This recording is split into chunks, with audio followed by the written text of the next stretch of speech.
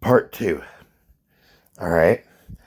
Ultimately, by you going ahead and being willing to make any type of arrangements like that, you have absolutely screwed yourself for even longer than you probably even know. All right. Because ultimately, that would leave them, the person that was actually the cheater, that was actually the person that, you know, was the abuser, even in the circumstance. Because obviously, too, you have your, despite the factor of having to split that hair, a lot of the times people with histories of cheating do also have history of personal violence. All right. So the way to handle that situation, you go ahead and clarify. No, sexually, there will be nothing between us going forward. I mean, with the amount of people that are on this planet, at this point, I can't even say, not even if you were the last, woman on Earth, because we could go ahead and say, even if you were the last person on Earth, if it was literally you being the only woman and a planet full of guys, uh, you already know which direction I'm going. At that point, we're not repopulating the species. Like, no. Establish that your boundary is that strong. All right? And do not let, trying to go ahead and claim, oh, this right here is guaranteed proof of infidelity.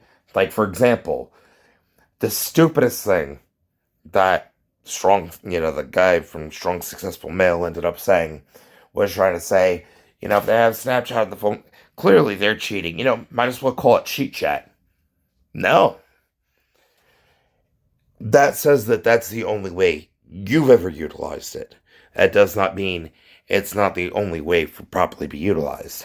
So, like, for example, for people that have actually experienced being stalked, all right, some of us go ahead and have an emergency button, even if sometimes it's an application that ultimately, if attempted abduction were to happen again, they could go ahead and, like, for example, open up Snapchat, hit their location button, and knowing the factor that with them never using Snapchat and their actual network of safe people are on Snapchat, and basically with the understanding of, hey, so I know you don't know the people that I deal with on my day-to-day life, but you are local.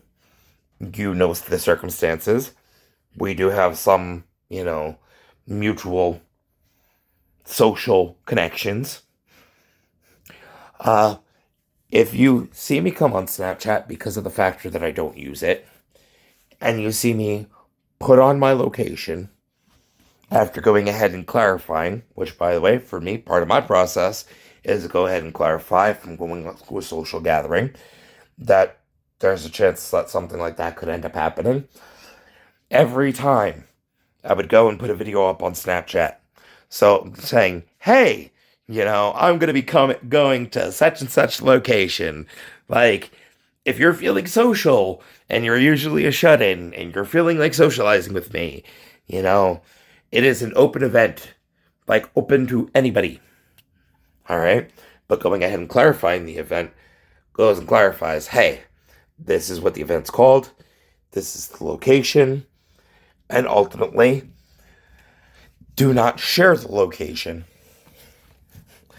but do clarify the factor that if there's a potential, a perimeter breach from the stalker, or another potential abduction attempt, hit the location on Snapchat, it goes to your network of safe people. That notification coming up at the top of their phone that ends up saying, such and such sent you a chat. Because of the factor of not using it very often, if they see that notification on Snapchat and they see it's from me, they understand shit's gone tits up and, go ahead and inform law enforcement, hey, So, got sent the location from Snapchat. That that's our process.